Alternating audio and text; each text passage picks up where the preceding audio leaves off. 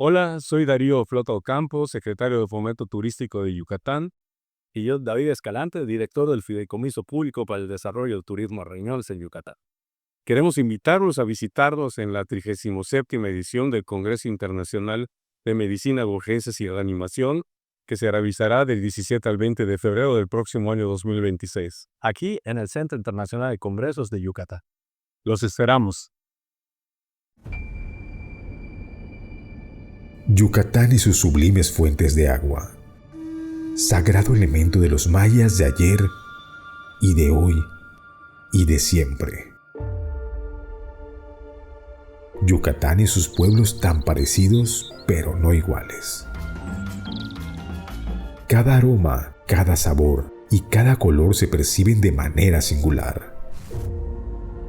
Yucatán y nuestra calidad humana en cada rincón del estado.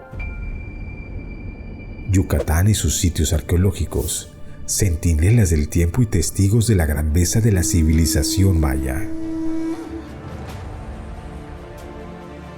Yucatán y sus verdes brillantes de la selva baja y de su planicie, de sus amarillos deslumbrantes de los atardeceres de su costa y sus noches mágicas y estrelladas.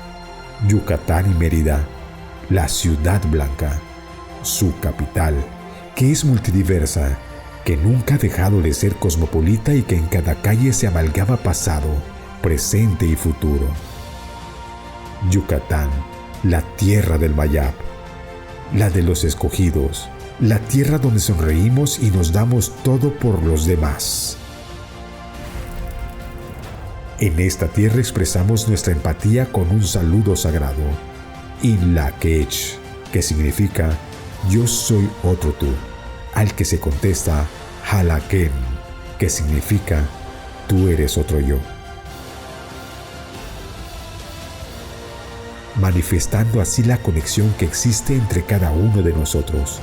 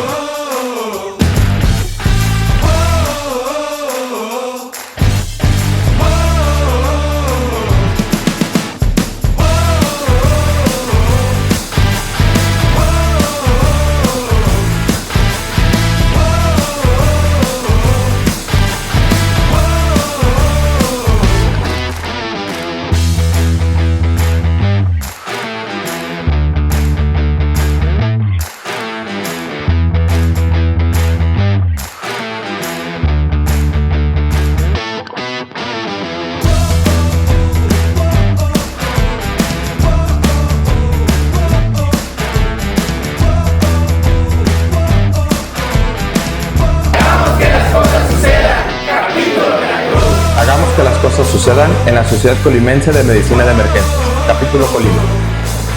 Hagamos que las cosas sucedan en el capítulo Nayarit. Hagamos que las cosas sucedan en la Sociedad Mexicana de Medicina de Emergencia.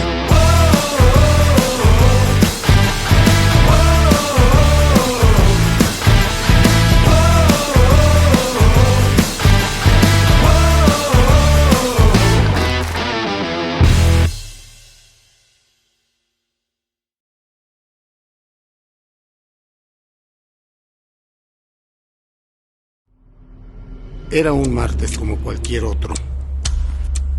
Ya íbamos tarde. Solo eran 5 cuadras. Siempre había llevado a mis niños así. Total, no pasa nada. Hasta que pasa. Súbele a la seguridad, bájale al riesgo. Ponte a salvo. Gobierno de México.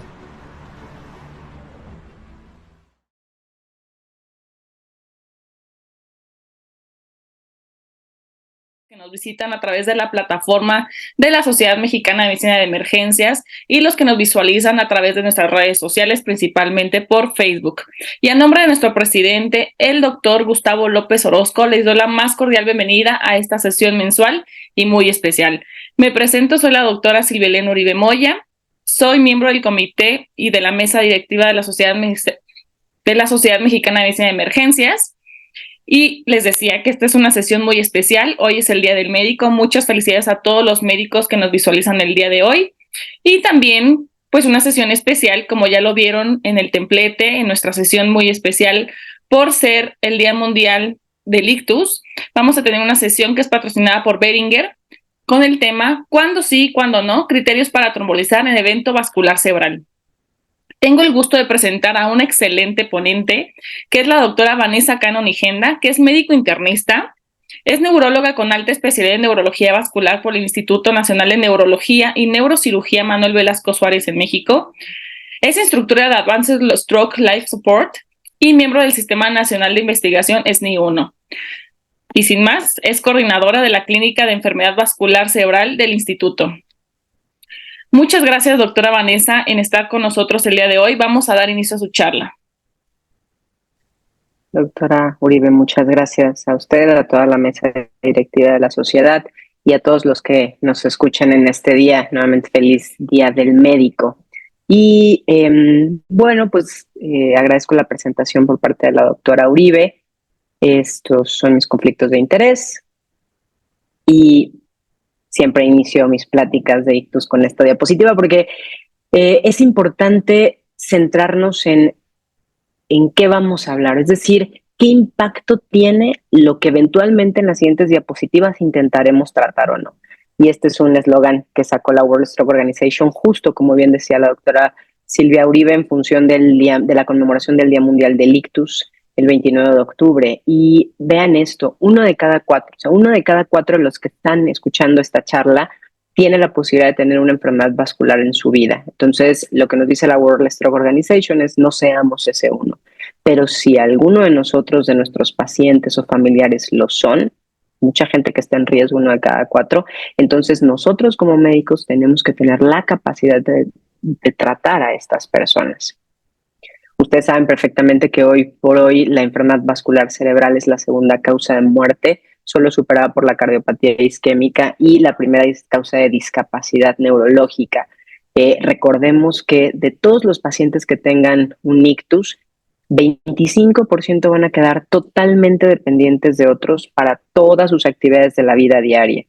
El 50% van a quedar con una discapacidad moderada a grave, y otro 25% va a quedar con una discapacidad leve que le va a permitir ser independiente. Pero por estos porcentajes dramáticos en cuanto a discapacidad pueden ser modificados si se dan tratamientos de reperfusión y de prevención secundaria adecuados. Y esto no va a mejorar, al contrario, empeorará a lo largo del tiempo.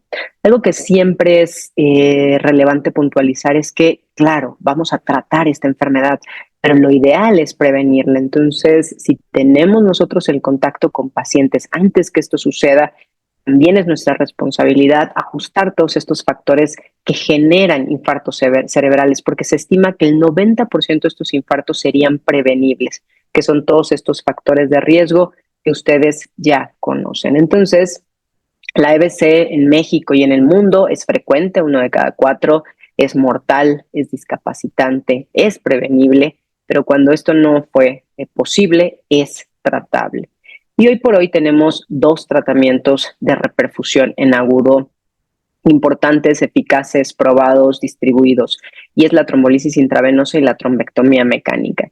Como ustedes observan, el número necesario a tratar es bastante bajo en ambas patologías. Vean que necesitan tratar ustedes a 5 pacientes con trombolisis intravenosa para que a uno le vaya muy bien.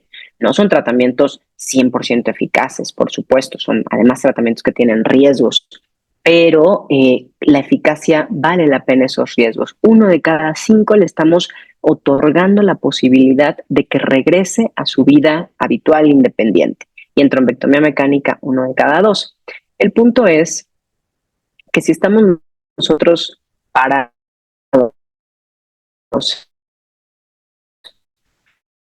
frente a un paciente en el servicio de urgencias a trombolisis intravenosa, entonces, ¿cómo o qué criterios vamos a utilizar nosotros para tomar esta decisión? En general, yo les podría decir, ¿cuándo vamos a trombolizar a un paciente? Cuando sí, cuando cumpla criterios de inclusión y no tenga criterios de exclusión absolutos. Cuando no vamos a trombolizar a un paciente, cuando cumpla algún criterio de exclusión absoluta o bien tenga varios criterios de exclusión relativa y entonces nosotros consideremos que el beneficio en este paciente es limítrofe, pero que el riesgo de complicaciones es alto.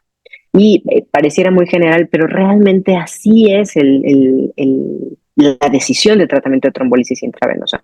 Cumple criterios de inclusión, no cumple o no criterios de exclusión absolutas o relativas. Y exploraremos un poco de esto.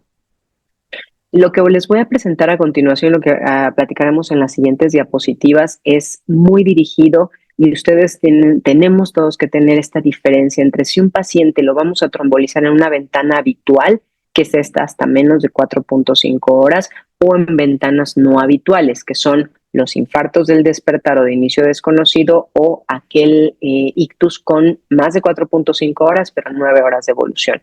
El mayor beneficio, la mayor evidencia, por supuesto que está en la ventana habitual de menos de 4.5 horas y es en lo que primariamente nos centraremos en estos minutos.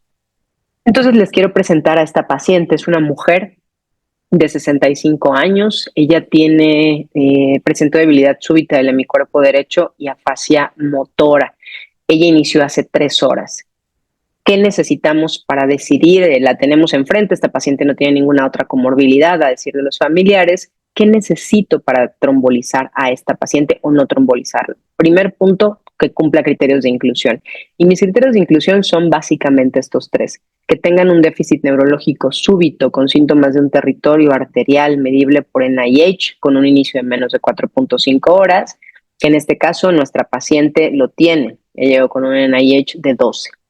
Una glucemia capilar que esté más de 50 y una tomografía simple de cráneo como la que ustedes ven aquí sin hemorragia. Es lo único que quiero ver. Puede ser que yo busque datos tempranos de isquemia, pero la realidad es que lo único que quiero ver en la tomografía es que no haya hemorragia, que no haya imitadores como tumores cerebrales y bueno, ver el ASPEX, que no tenga un infarto extenso establecido. Pero para fines prácticos, esos son los 3 puntos. ¿Tiene esos 3 puntos como esta paciente? La respuesta es sí, entonces cumplo criterios de inclusión. Pero mi segunda pregunta es, ¿tengo algún criterio de exclusión absoluto o relativo? Y exploraremos algunos de ellos. Son varios y aunque en general son cosas que van a poner en riesgo a nuestro paciente de hemorragias intracraneales o sistémicas con el uso de alguno de los trombolíticos intravenosos, sí hay algunas puntualizaciones a mencionar. Primero, un criterio de exclusión que estaba hasta hace años y que ahora ha cambiado es pacientes que han tenido infarto cerebral o trauma craneal grave en los últimos 3 meses. Esto en las guías sigue siendo una contraindicación absoluta en las del American Heart, pero esto ya ha ido cambiando. Y como ustedes pueden ver en el cuadro de abajo, nosotros sí podemos trombolizar a pacientes que tengan infartos cerebrales en los últimos 3 meses, siempre y cuando ese infarto previo haya dejado al paciente con una buena funcionalidad, que no le haya dejado una discapacidad grave, probablemente que haya quedado con un ranking de 0, 1, 2, por muy alto, y que además el volumen del infarto sea pequeño, que yo no vea un territorio extenso infartado de forma crónica. Pacientes con hemorragia intracraneal previa, intracerebral previa, en general estos pacientes se prefieren no trombolizar, es una contraindicación absoluta al día de hoy. Neoplasias intraaxiales, intracraneales, pero tomar en cuenta que las neoplasias extraaxiales sí las podemos trombolizar, es decir, meningiomas, schwannomas, estos que no están dentro del parénquima se pueden trombolizar con tranquilidad. Malignidad gastrointestinal o hemorragia en los últimos 21 días, hemorragia gastrointestinal es una contraindicación absoluta, lo mismo que una cirugía intracraneal o intraespinal en los últimos 3 meses. Aquellos pacientes que debutan con cefalea intensa, fotofobia, como muy sugestiva hemorragia subaracnoidea, la realidad es que no es una contraindicación absoluta, pero sí hay que tener esto como dato de alerta, que no es la clínica habitual de presentación de un infarto cerebral. Sangrados internos activos, evidentemente esto es una contraindicación. Endocarditis infecciosa, es decir, tengo un paciente hospitalizado por endocarditis infecciosa y hace una focalidad, seguramente pues este paciente no se va a trombolizar. Contraindicación absoluta porque estos pacientes tienen alto riesgo de transformación hemorrágica sin beneficio por el tipo de fisiopatología que produce el infarto cerebral. Pacientes que ustedes sospechen disección aórtica dentro del contexto del infarto cerebral es contraindicación absoluta y cualquier diátesis hemorrágica. Y en esta diapositiva dejé al final la parte de la elevación persistente de la presión arterial. Esto es contraindicación absoluta y es algo que tenemos que cuidar ampliamente porque esta es probablemente de las contraindicaciones más frecuentes que nos podemos saltar o que podemos descuidar y entonces es la que con más frecuencia puede llevar a nuestro paciente a transformación hemorrágica intracraneal. Sí tenemos que ser muy cuidadosos en que cuando nosotros vayamos a trombolizar al paciente, este tenga menos de 185, 110 cuando iniciemos la trombolisis y en el momento de iniciada se mantenga en menos de 180, 105. Esto es fundamental. Si no se va a trombolizar al paciente, que bueno, no es lo que estamos hablando ahora, pero somos un poco más laxos, no necesitamos controlar o bajar tanto la presión arterial. Y el otro punto son los laboratorios. Y aunque en general yo les decía que los criterios de inclusión es suficiente con que cumplan los 3 que mencionamos y ahí no vienen plaquetas, tiempos de la coagulación, estos se necesitan pedir en escenarios específicos. Cuando, por ejemplo, yo sé que mi paciente en la historia tiene algún antecedente trombocitopenia o alguna patología que lo pueda condicionar, pues una cuenta de plaquetas de menos de 100,000 es contraindicación absoluta. El uso de anticoagulantes orales en antagonistas de vitamina K y que tengan un INR más de 1.7 o prolongación de los tiempos es contraindicación absoluta. Dosis terapéuticas y no así profilácticas, las profilácticas sí se pueden trombolizar, pero las terapéuticas de heparina bajo peso molecular en las últimas 24 horas son contraindicación absoluta. Lo mismo que el uso de anticoagulantes orales directos cuando no tenemos pruebas de laboratorio para confirmar la actividad de estos. Pero es importante también mencionarles que aunque estas son contraindicaciones absolutas al día de hoy, absolutas que están así en las guías y que seguramente tenemos que respetar, también tenemos que saber que esas contraindicaciones existen porque así se hicieron los protocolos de los ensayos clínicos iniciales que probaron la eficacia de los trombolíticos. Entonces, puede ser que no sea tan tajante como que un paciente que tenga 99,000 plaquetas sí se pueda trombolizar y uno de 101,000, 99,000 no y 101,000 sí, pero bueno, estas son cosas a tomar en cuenta y que hoy por hoy sí son contraindicaciones. En el punto del consumo de anticoagulantes orales directos veremos algunos detalles relevantes que nos pueden ayudar con la toma de decisiones. Y algunas cosas que son contraindicaciones como relativas que nosotros tenemos que evaluar son, por ejemplo, pacientes que tengan infartos menores, que de hecho veremos un caso de eso. Les decía glucosas de menos de 50, pero esto lo corregimos y listo, ya no es una contraindicación. Un trauma no craneal grave en los últimos 14 días o una cirugía mayor no craneal en los últimos o espinal en los últimos 14 días son contraindicaciones relativas. Pero sí tendremos que tener a los médicos o a los servicios que corrijan una hemorragia a estos niveles, dependiendo del trauma o la cirugía, si es que sucede. Historias remotas de sangrado gastrointestinal o genitourinario son como alertas, crisis al inicio del ictus, pensando en que esto más bien puede ser un estado posictal y no tanto un infarto cerebral. El embarazo no es una contraindicación, es una contraindicación relativa, pero la realidad es que sí es un riesgo bastante alto trombolizar a una paciente embarazada. Pero si la paciente tiene oclusión de gran vaso, mejor pasarla siempre a trombectomía y si no, evaluar con la familia, con el paciente, riesgos-beneficios. Funciones arteriales no compresibles en los últimos 7 días ya no es contraindicación absoluta, solo es un warning.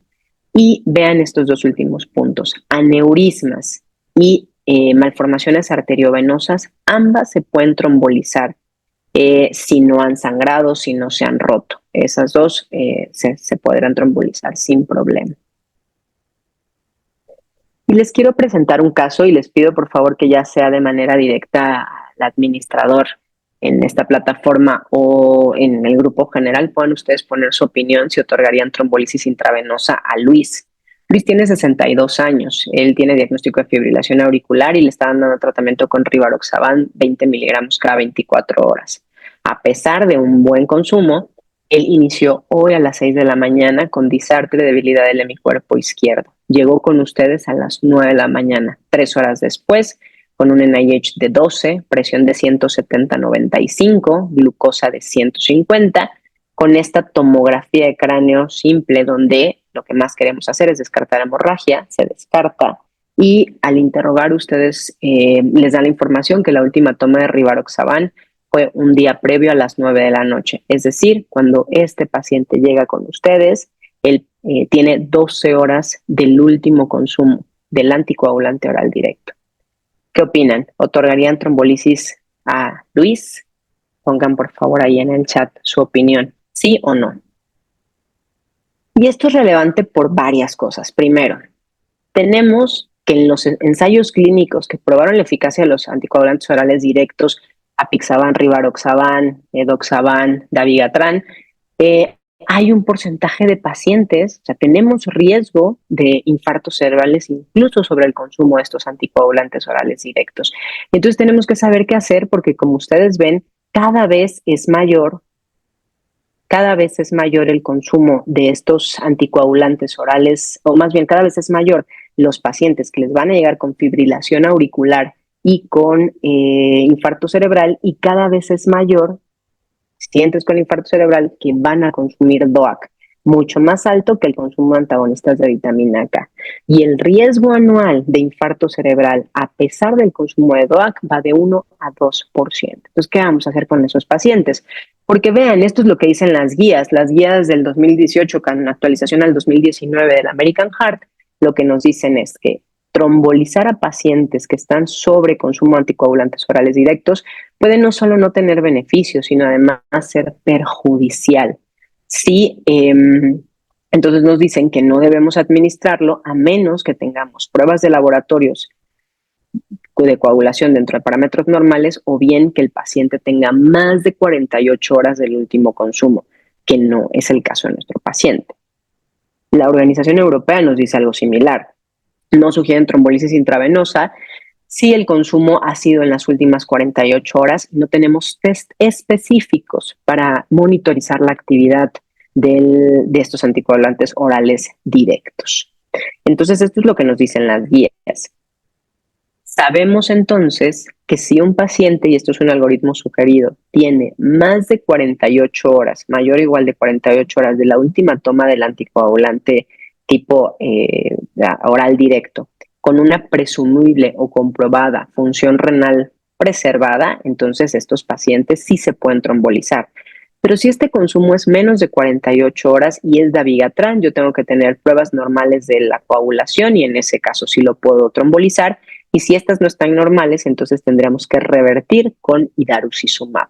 Pero si lo que el paciente toma es un anticoagulante oral con actividad sobre el 10A, entonces lo que tendremos que medir es justamente la actividad del anti-10A. Si está baja, podemos trombolizar, pero si no, entonces se sugiere no trombolisis intravenosa en general, porque no tenemos una droga reversora específica. Aquí les puse que el Andexanet fue un fármaco que estuvo muy en boga para la reversión de pacientes con el uso de anticoagulantes orales directos de este tipo, de los Chabanes, pero pues no, hoy por hoy no está aprobado para revertir y trombolizar a estos pacientes. Entonces, si es más allá de 48 horas, como que tenemos seguridad, pero si es menos de 48 horas, sigue siendo muy complicado porque seguramente pocos o ninguno de los que estamos aquí tenemos pruebas específicas de la actividad de estos fármacos y reversores de los mismos. Entonces, ¿qué hacemos? ¿Qué hacemos con Luis? Él lleva 12 horas del consumo del DOAC. Bueno, pues este es un artículo que se publicó en el 2023 en JAMA, pero que es uno de los más citados en este sentido, porque lo que hizo fue que comparó a los pacientes que tenían consumo de DOACs y que se les midieron los niveles plasmáticos de este DOAC, o que se les dio idarucizumab como reversor, o que no se les hizo ninguna de estas dos cosas, todos fueron trombolizados, y se observó qué tanto de hemorragia intracraneal sintomática presentaban, y la realidad es que no hubo diferencia. Entonces ellos concluyeron que el uso reciente de DOACs menos de 48 horas no se asoció con un aumento del riesgo de hemorragia intracraneal sintomática, independientemente si tenían niveles bajos de la actividad de estos anticoagulantes, si se revertían con idarucizumab o si no se hacía nada de esto. Entonces, bueno, se empezó a abrir la posibilidad que probablemente no era tan dañino trombolizar a estos pacientes.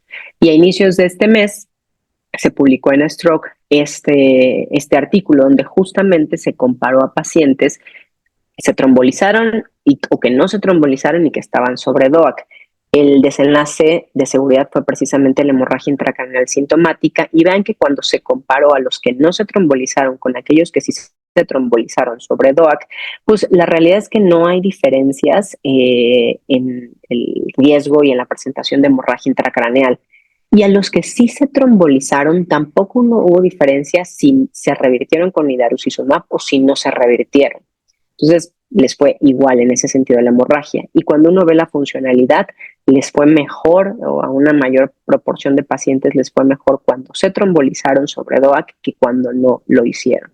Entonces, este artículo como que viene a reforzar, no confirmar, porque no es un ensayo clínico como tal, aunque tiene una metodología que se trata de acercar, pero trata de confirmar precisamente o de darnos más elementos que sí, tal vez podemos trombolizar a estos pacientes en menos de 48 horas.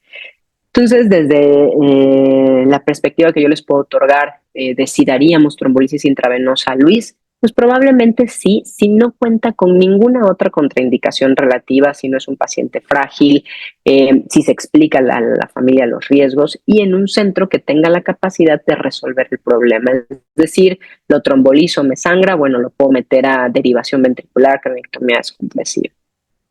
Esto es en cuanto a los DOACs. Ahora, ¿qué otro escenario es difícil en cuanto a si trombolizamos o no trombolizamos a un paciente? Y esto es pacientes con infartos menores, con NIH bajos. Entonces, les voy a presentar a dos pacientes, Juan y Ana. Ambos tienen 62 años. Ninguno tiene comorbilidades. Juan empezó hoy a las 6 de la mañana con disarte de debilidad de mi cuerpo izquierdo y llega con ustedes a las 9. Con un NIH de 3, le puntuaron un punto de parálisis facial, uno de debilidad de mi cuerpo derecho y del izquierdo y uno de disartria.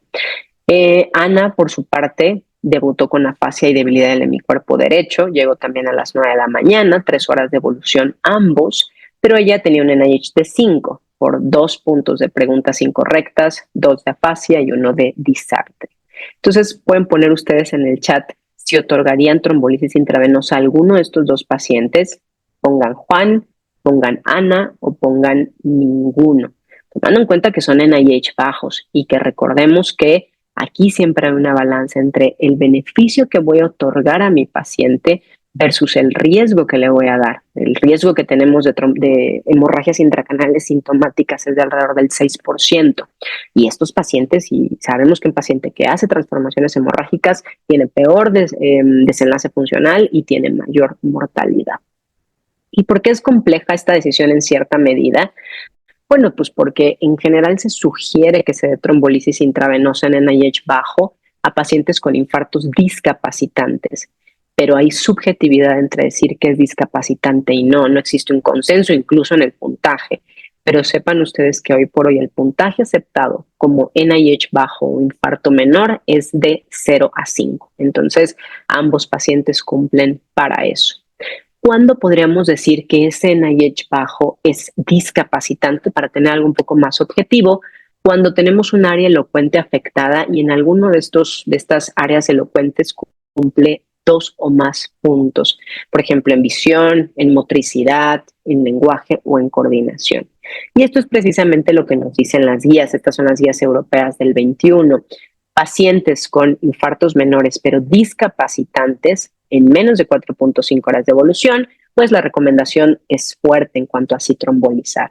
Pero aquellos con infartos no discapacitantes se sugiere no trombolisis intravenosa. Hay pacientes que llegan con NIH bajo, con oclusiones de gran vaso. Esos pacientes no hay pues, una evidencia suficiente que sustente esta recomendación, pero como panel de expertos sugieren que sí se dé trombolisis intravenosa a estos pacientes, siempre y cuando sea discapacitante el déficit. Y esto es en NIH bajo, esta parte, pero en NIH alto. O sea, ¿qué pasa si yo creo que mi paciente o considero que tiene un infarto grave? Yo puedo decir que mi paciente tiene un infarto grave porque tiene un NIH alto, como a este punto, más de 20, o tiene un infarto grave porque tiene una extensión importante, tiene más de un tercio del territorio de la cerebral media o un aspecto de menos de 7. En esos casos, no hay contraindicación para trombolisis en pacientes con NIH altos. Y es real, pacientes entre más altos en el NIH, pues eso es un subrogado de que seguramente hay un tejido cerebral extenso afectado y que seguramente esto va a dar más riesgo de transformación hemorrágica, pero no es contraindicación. Las sugerencias de las guías es pacientes con NIH graves en menos de 4.5 horas, si no hay otra contraindicación, se deberían trombolizar. Pero en pacientes con infartos graves por extensión, sí se pueden trombolizar. De hecho, nosotros en el Instituto de Neuro en general sí trombolizamos territorios un poco más extensos de un tercio de la cerebral media, pero sí se tiene que seleccionar a los pacientes, porque entre más extensa sea la región, pues más riesgo de complicaciones y menos beneficio. Entonces, en este sentido, otorgarían trombolisis intravenosa a Juan o Ana. Pues la sugerencia es que Juan no tiene 2 puntos en ninguno de los ítems, ninguno parece un área elocuente que esté altamente afectada, pero Ana sí tiene la parte del lenguaje y tiene 2 puntos tanto en preguntas como afasia. Entonces, probablemente la sugerencia sería trombolizar a Ana siempre y cuando realmente no exista ninguna contraindicación absoluta y tampoco tengamos otras relativas. Y ahora les quiero presentar a Laura. Laura tiene 35 años. Ella es una paciente que a las 8:30 de la noche inició con pérdida del despierto. Esa fue su clínica. Llegó a un hospital, la intubaron y al día siguiente notaron que la paciente estaba bajo sedación, más de 12 horas de evolución. Tiene un síndrome piramidal bilateral, le hacen una tomografía y tiene tomado parte de la circulación posterior. Se le hace un PC-Aspex, que recordemos que para el aspecto de la circulación posterior, pues tomamos precisamente la parte de los tálamos, los occipitales, mesencéfalo-puente y cerebelo. Y vean aquí, la paciente tiene una oclusión de gran vaso, tiene ocluida la basilar. Sin duda, esta es una paciente que tendría que entrar a trombectomía mecánica si no tiene un territorio extenso afectado.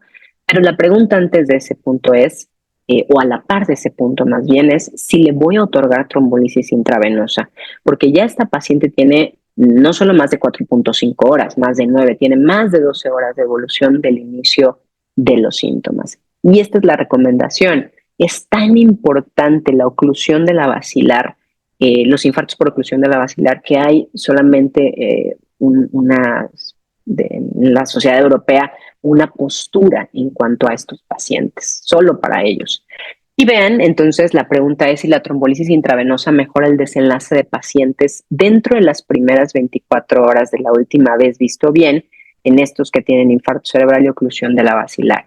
Sepamos, hay información insuficiente para basarlo en evidencia, pero ya está en una guía como recomendaciones que están en gran medida basadas en consenso de expertos y aquí nos dicen que sí, trombolisis intravenosa en menos de 4.5 horas, que no hay otra contraindicación y que no haya cambios isquémicos extensos en circulación posterior que se definen, como ustedes ven aquí abajo. Que esté hipodenso el tallo, mesencéfalo-puente, ya eso es un cambio isquémico extenso. O que el PC-Aspex sea de 0 a 6, también esos pacientes no serían candidatos a trombolisis. Pero si no vemos estos cambios isquémicos extensos, la sugerencia incluso es que se trombolicen hasta 24 horas de la última vez visto bien. ¿Y por qué hacen esta sugerencia en las guías? Bueno, pues porque aunque no hay ensayos clínicos que evalúen la trombolisis de forma aislada, Los ensayos que evaluaron a la trombectomía y que algún porcentaje de esos pacientes se trombolizaron, vean que hasta el 31% se trombolizó más allá de las 12 horas del inicio de los síntomas. Y se ve que estos pacientes alcanzan una funcionalidad de ranking de 0 a 3, casi en el 50% de los casos. La oclusión de la basilar tiene desenlaces catastróficos. Entonces, si la observamos, si la encontramos, estos pacientes se deberían trombolizar hasta las 24 horas si no existe otra contraindicación, y reitero, sin cambios isquémicos extensos en circulación posterior.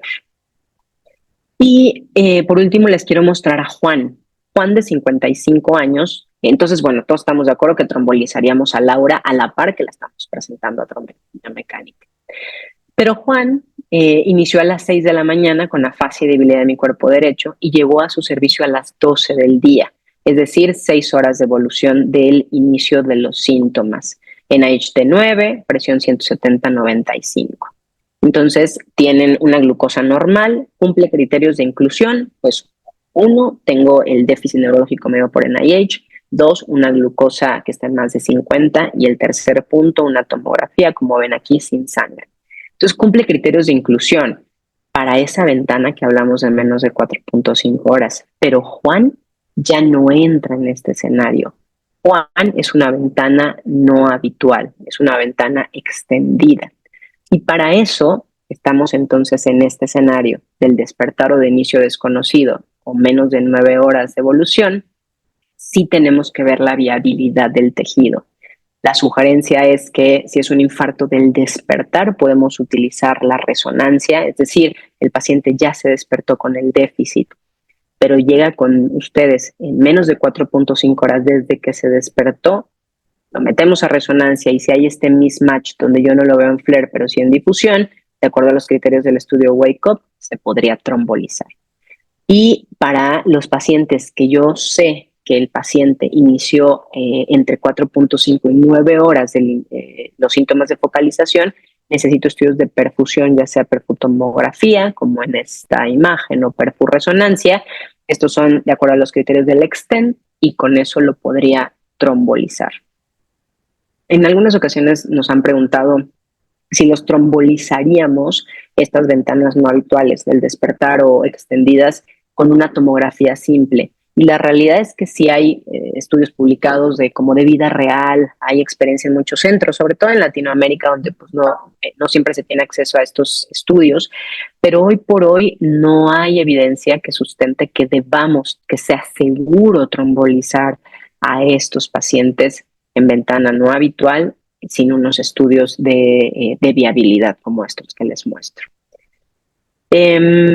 Y otro punto que les quiero mencionar, entonces la respuesta básicamente de Juan sería no, con una tomografía simple no, pero la idea sería hacerle perfusión, y entonces con ese sí lo podemos trombolizar.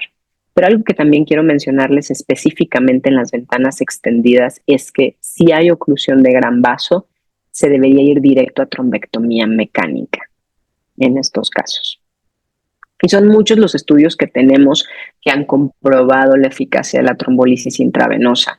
Estos son los más importantes a través del tiempo, es el NIN-10 y el ECAS-3, que utilizó RTPA a las dosis que ya sabemos y que son las que utilizamos, 0.9 miligramos por kilo, 10% en bolo y resto en infusión para 1 hora, máximo 90. Pero esto ha ido evolucionando. Aquí ya tenemos los estudios, les decía, el Wake Up y el Extend, que ya son ventanas no habituales. Pero hoy por hoy ya podemos trombolizar, de acuerdo a estos ensayos clínicos, el SPECS, el HOPE y el TRACE, hasta 24 horas.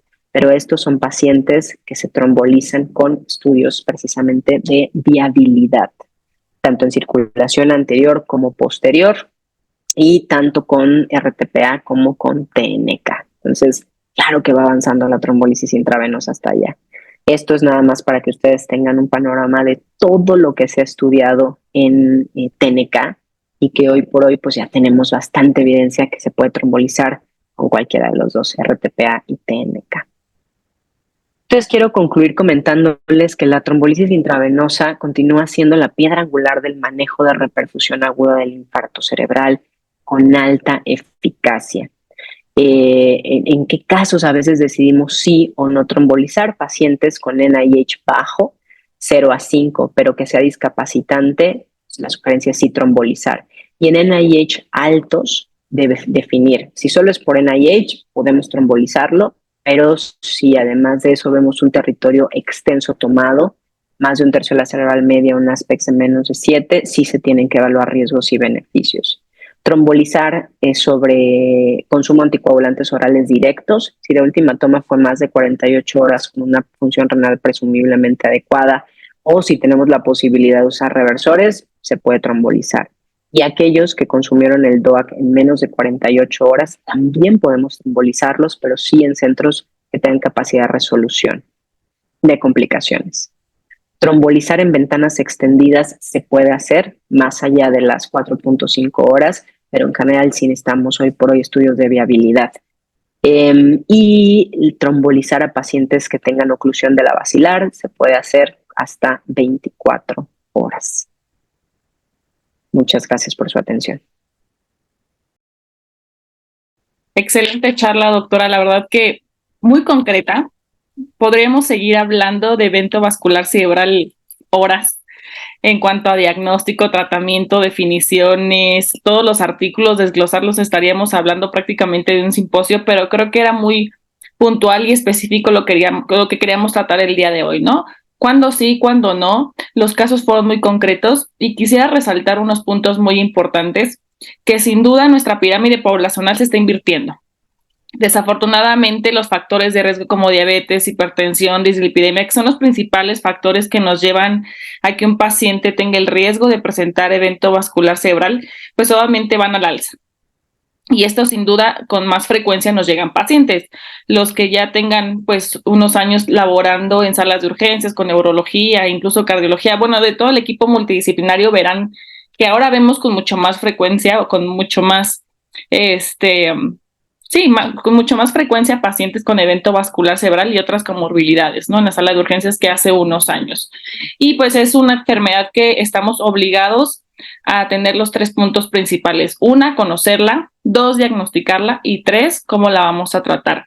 Y si me da permiso de generar otro punto adicional que quisiera resaltar, que en el bien hacer de los médicos que estamos en un contacto con pacientes con evento vascular cerebral, tenemos que recordar el tratamiento y el trabajo del equipo multidisciplinario, ¿no? Que no solamente es obligación del médico del primer contacto, ya sea médico familiar, médico general o nosotros como médicos especialistas en medicina de urgencias, que si tenemos la opción de generar un equipo multidisciplinario, porque hay centros donde no los tengan, ¿no? Donde no haya un neurólogo, donde no haya terapia intensiva.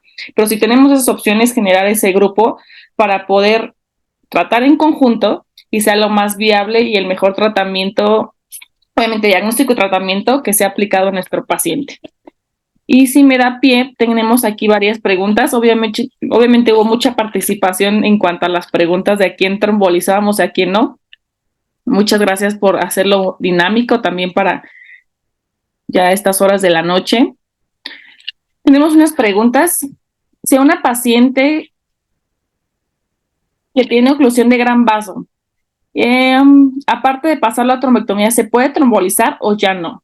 O sea, que tiene indicación de trombectomía, es lo que entiendo. ¿Se puede trombolizar o ya no? Claro, muchas gracias pues por la participación que tuvieron y gracias también por esta pregunta. Y antes de contestarla, quiero retomar lo que bien decía la doctora Uribe, y es que en los criterios de inclusión y exclusión ustedes jamás vieron que hubiera un neurólogo ahí, ¿no? Para trombolizar, ¿no? El ictus en agudo es del urgenciólogo, del internista, del intensivista, de quien esté en la sala de urgencias. Entonces, apoyado con todo el equipo de enfermería, de todo el equipo de imagen, ¿no? Y decisiones tan complejas que van a beneficiar al paciente, pero que también tienen ciertos riesgos, pues es donde tenemos que evaluar, justo como en este escenario que agradezco la pregunta. Si tienen un paciente que tiene oclusión de gran vaso, pues primero yo les decía que necesitamos una tomografía simple para trombolizar al paciente. Pero lo ideal es que todo paciente con ictus en agudo tenga una angiotomografía al mismo tiempo. Lo meten a tomografía simple con contraste y entonces ahí ustedes toman las 2 decisiones, trombolisis, sí o no, y trombectomía. Y van a la par si la ventana es una ventana habitual. Un paciente que llega en menos de 4.5 horas que no tiene contraindicación para trombolisis, que va a pasar o que tiene oclusión de gran vaso, lo empezamos a trombolizar en lo que pasa a sala de hemodinamia, para trombectomía mecánica. Entonces no se hacen las dos cosas a la par. Y una gran ventaja que tenemos ahora es que en esos casos que ustedes van a pasar a trombectomía mecánica, es una muy buena decisión utilizar TNK, porque no necesitan estar pasando la infusión cuando el paciente suba a sala de hemodinamia. Entonces, yo detecto los criterios de inclusión, paso el bolo de TNK en lo que se está preparando todo para la sala de hemodinamia. Y también es relevante en ese sentido que muchas veces se pregunta, ¿cuánto tengo que esperar después de la trombolisis para pasarlo a trombectomía mecánica? Y la respuesta es nada. Un paciente que en la angiotac tiene oclusión de gran vaso, lo trombolizo y ya estoy preparando todo para hemodinamia, porque la probabilidad que abra con la trombolisis intravenosa una oclusión de gran vaso, pues es relativamente baja, depende de dónde esté la oclusión, en la carótida común, en la carótida interna o solamente en la cerebral media. Pero estos pacientes se trombolizan y se mandan a trombectomía y a la par. Contestó, de hecho, varias de las preguntas que también tenemos aquí. Preguntaban también mucho esto de cuánto tiempo después de trombolizar puedo pasar al paciente a trombectomía. Y sin duda, de estas enfermedades tiempo dependientes, que es prácticamente hermano de las tiempo dependientes el infarto agudo del miocardio, el evento vascular cerebral como que va un poquito atrás recorriendo el camino en cuanto a evolución. Y si bien en los últimos años, aunque no tenemos muchas, como lo mencionaba, de la última revisión, que fue en el 2018, 2019. Todavía no tenemos como otra actualización, pero han salido muchos artículos que nos vamos agarrando de ahí para individualizar ciertos puntos. Y no sé si se acuerda, hace 10, 8 años, llegaba, 10, quizás un poquito más. Me acuerdo cuando hice la residencia, nos llegaba un paciente de 80 años y con la mano en la cintura decíamos, ese paciente ya no se tromboliza, ya no tiene ningún beneficio, nos vamos a prevención secundaria. Y las cosas han cambiado. Y esta es una pregunta que aquí está con mucha frecuencia, que ¿qué hago con los pacientes que tienen más de 80 años? Sí, esta es una gran pregunta porque hoy por hoy no le podemos negar el beneficio de una terapéutica eficaz solo por la parte de la exclusión de la edad. Aquí, más que la edad, es la fragilidad y la funcionalidad. Entonces, si yo tengo un paciente... Exacto, si yo tengo un paciente de 90 años, por ejemplo, que tiene una buena funcionalidad, tiene un ranking de 0 a 1, es independiente para todas sus actividades y es un paciente que no se ve frágil, demasiado, etcétera, ese paciente y no tiene otra contraindicación, es candidato a trombolisis intravenosa, sin duda. De hecho, se han dividido las poblaciones para trombolisis en más de 80, más de 90 años, incluso hay pacientes que se han trombolizado más allá de los 100 años. Claro, estos casos tienen que evaluar muy a detalle, pero no es contraindicación. Sí tenemos que saber que a mayor edad, más riesgo de complicación de transformación hemorrágica local, intracerebral o sistémica, pero no los excluyamos por eso. Eventualmente los podemos excluir por funcionalidad previa, son mal ranking o fragilidad. Y en eso el ranking es importante porque si cuando el paciente llega con nosotros probablemente por alguna otra enfermedad o infartos cerebrales previos o alguna otra patología ya tiene un ranking de 4 o 5, difícilmente ese paciente va a tener un beneficio con la trombolisis. No es exclusión absoluta, pero lo más probable es que no se beneficie. Un ranking 3, evalúenlo a detalle, y un ranking 0, 1 o 2 por cualquier otra patología, tengan confianza en trombolizarlos. O sea, rankings previos al infarto. Sí, por eso es muy importante. Probablemente, nosotros visualizamos desde que llega el paciente si era funcional o no es tan funcional, ¿no? Lo vemos llegar a veces ya que están todos con una masa muscular muy pequeña, ya tienen deformidad de las extremidades, vemos muchas de sus discapacidades previas como para tomar decisiones. Y algo que en ocasiones olvidamos, y más por la serie de tomar decisiones de estas enfermedades tiempo dependientes, por la cantidad de pacientes que tenemos en una sala de urgencias, es hablar con los familiares. Y es muy importante este punto, justo con los pacientes que tienen más de 80 años, que si son pacientes candidatos a trombólisis, hablemos muy bien, justo bien mencionaba, de los factores de riesgo, o del mayor riesgo, de los pacientes a trombolizar de esta edad, ¿no? Es muy bien que hablemos con los pacientes, con los familiares más bien, del riesgo que conlleva esto. otra de las preguntas que muy bien mencionaba en cuanto a la presión arterial, que en cuánto debo mantener la presión arterial y si debo de evitar disminuir de forma rápida las cifras tensionales. Sí, esto es uno de los parámetros o de los factores más relevantes. Para que yo inicie la trombolisis, ya sea el bolo de RTPA antes de la infusión o de TNK, mi paciente tiene que tener menos de 185, 110 y mantenerla en menos de 180, 105 las primeras 24 horas y hacer la monitorización, ¿no? De cada 15 minutos, después cada 30, cada hora, hasta que cumplamos las 24 horas. Y la respuesta, ¿qué tan rápido es? Pues lo más rápido posible. De hecho, se necesita bajar la presión arterial con fármacos titulables intravenosos, porque de eso depende que yo alcance mi ventana para trombolisis. Llega el paciente, tiene la presión elevada y yo espero en los siguientes 5 minutos poderle bajar la presión a ese rango y mantenerla y poderlo trombolizar.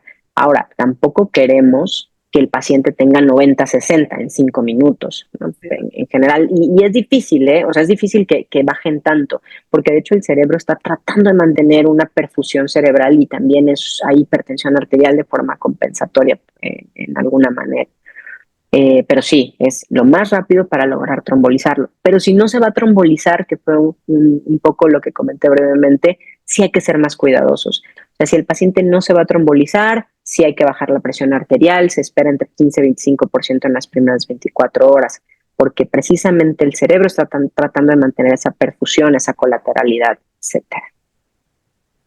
Quisiera terminar con un comentario y otra pregunta, ya para que se vayan a terminar de festejar el Día del Médico, que si en México ya se puede utilizar TNK. Sí, pues está el punto de la aprobación de COFEPRIS, pero la realidad es que es un fármaco que se utiliza ya desde hace años en todo el mundo. Entonces, bueno, la respuesta es ya se puede utilizar. Solo tenemos ese punto de la aprobación de COFEPRIS para infarto cerebral. Entonces, muchas veces lo que nos preguntan en las sesiones es si tengo los dos, ¿cuál uso? O sea, usen el que tengan, pero si tengo los dos, ¿cuál uso? Y la realidad es que se prefiere sí o sí en pacientes con oclusión de gran vaso utilizar TNK o en pacientes que se van a trasladar. Yo los detecté en mi centro y tienen oclusión de gran vaso y los voy a trasladar para trombectomía. En esos casos, preferir TNK. Por ejemplo, las ventanas extendidas, previamente pues solo teníamos evidencia con RTPA, ahora hay evidencia con ambas, pero bueno, sí es un poco más con RTPA. Pero yo les podría decir que usen el que tengan, con el que se sientan más cómodos, y en un tiempo solo vamos a usar TNK. Y esto que comentaba la doctora Uribe de la parte de cardio, claro, vamos un poco atrás de los cardiólogos, siempre nosotros nos quejamos de eso, ¿no? Que el corazón duele, el paciente se queja, y en el infarto cerebral, ¿no? El paciente no habla, no se queja, no duele, y entonces eso limita mucho la posibilidad de un actuar más rápido.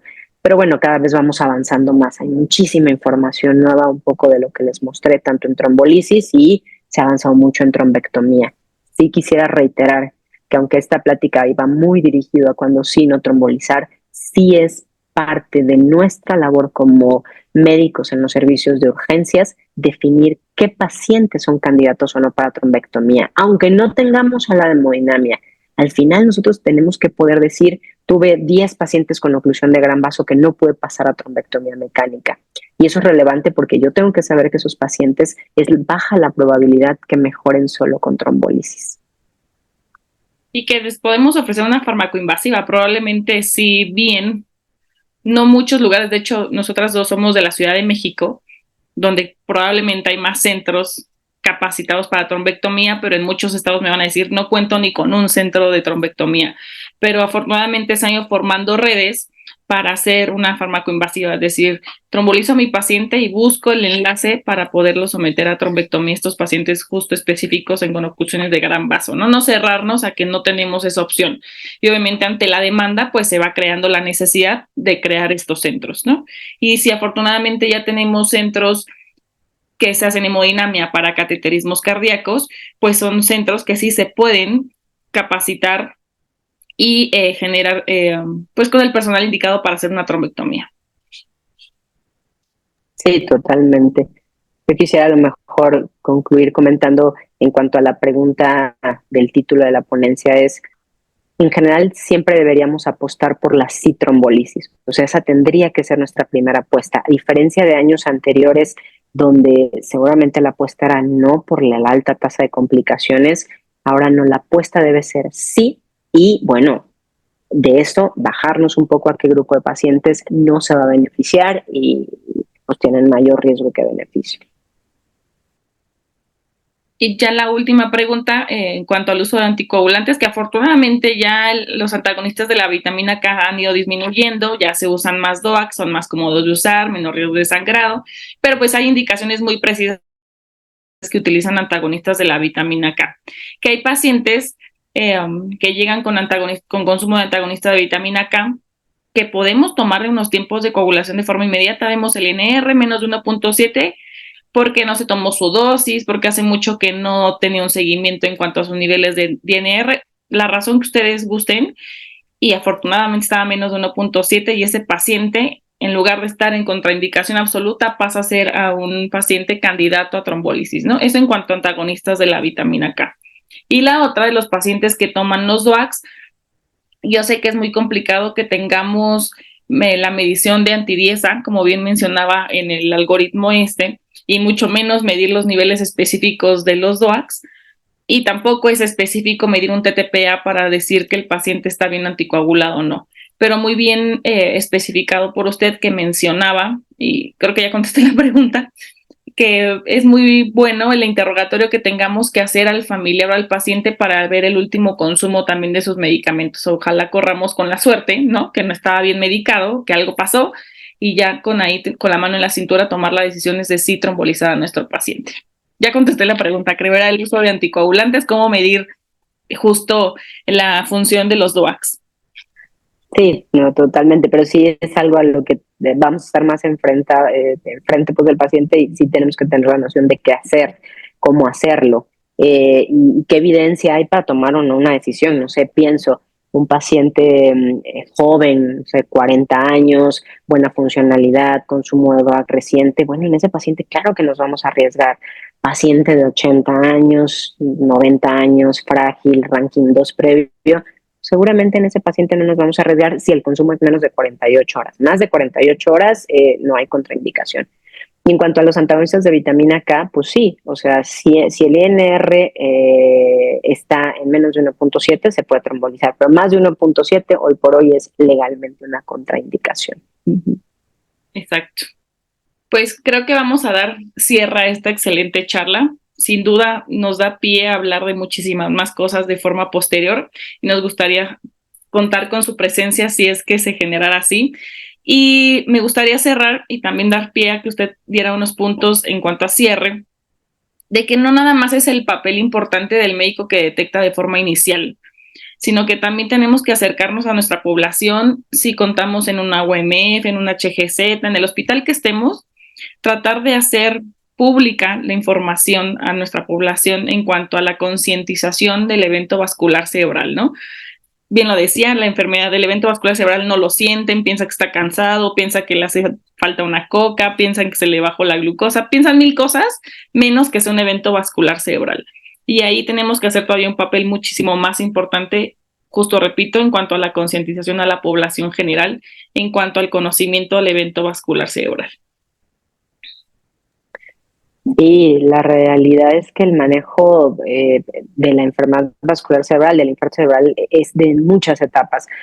Uno, concientizar a la población, pero dos, concientizar a todo nuestro personal, desde el vigilante que está en la puerta, el administrativo que toma los datos, por supuesto todo el servicio médico. El servicio médico tiene que estar integrado, o sea, un paciente no puede llegar a un servicio de urgencias que no esté preparado para recibirlo. Y para eso, una de las cosas importantes que se han gestionado en el mundo son las certificaciones. Entonces, un hospital se certifica para decir, yo estoy preparado para recibir a este paciente porque es una enfermedad tan grave, tan discapacitante, que lo merece. O sea, lo merece la pena porque tengo muy pocos minutos para tomar la decisión. Entonces, ese servicio debe estar integrado. Los hospitales deben de hacer como simulacros para ver qué está fallando y cómo mejorar cuando el paciente llega. Ya no mencionamos nada de los tiempos, pero el tiempo, como bien decía la doctora Uribe, esto es tiempo dependiente. Tenemos idealmente menos de 60 minutos para trombolizar al paciente desde que toca la puerta del hospital. Lo ideal es menos de 45 minutos y es mucho el trabajo. No sé, ahora en el Instituto de Neuro nuestro tiempo puerta aguja promedio es 32 minutos, nuestra mínima son 12 minutos, pero bueno, es un trabajo continuo y que todos los hospitales lo pueden hacer. Pero el otro punto no solo es tratar en el agudo, sino ahora tenemos que rehabilitar al paciente y además prevenir recurrencias. Y todo eso es igual de importante, porque todo lo que ustedes ven en los ensayos clínicos son pacientes que se trombolizaron y que seguramente entraron en primer mundo a programas de rehabilitación intensos. Entonces, todos los pilares son relevantes y en todos tenemos que influir nosotros como médicos. Es la cadena de la supervivencia del evento vascular cerebral, ¿no? Todo ya lo cerró en cuanto a la rehabilitación. Pues muchas gracias, doctora Vanessa. Agradecemos la presencia en esta sesión mensual de la Sociedad Mexicana de Medicina de Emergencias. En nombre de toda la mesa directiva, pues darle las gracias y extenderle la invitación para una segunda sesión. Muchas gracias por su presencia. Muchas gracias a todos por escucharnos, doctora. Gracias por la invitación. Siempre enormemente agradecida con ustedes y a todos por quedarse hasta el final. Disfruten su día. Felicidades. Feliz Día del Médico. Accede a la plataforma SMME y descarga tu constancia. Solo socios vigentes.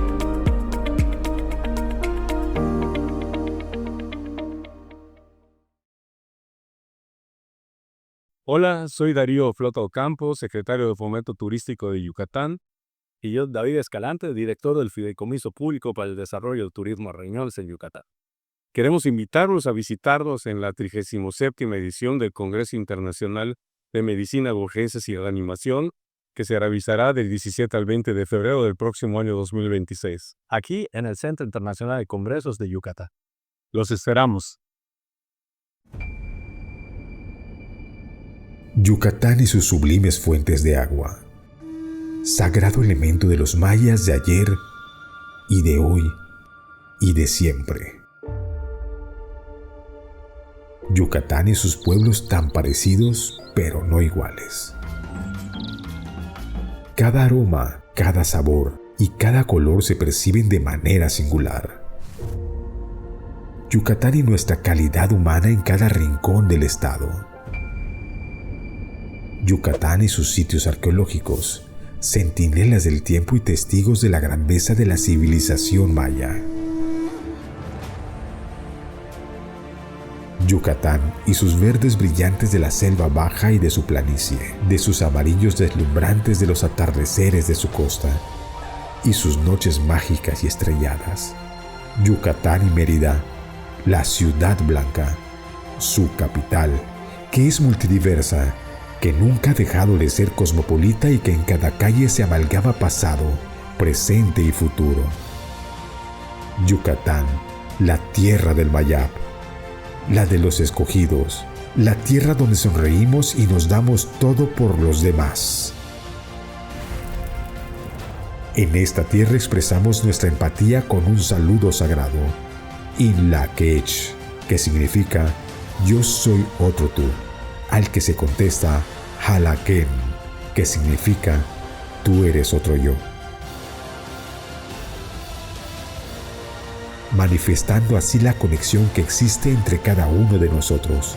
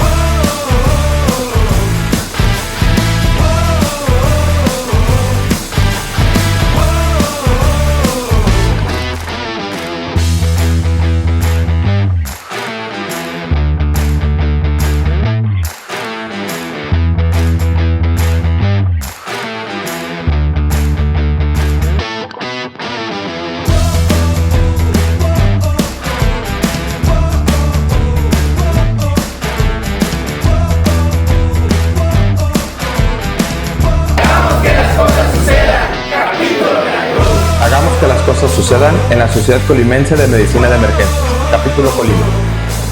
Hagamos que las cosas sucedan en el capítulo Nayarit. Hagamos que las cosas sucedan en la Sociedad Mexicana de Medicina de Emergencias.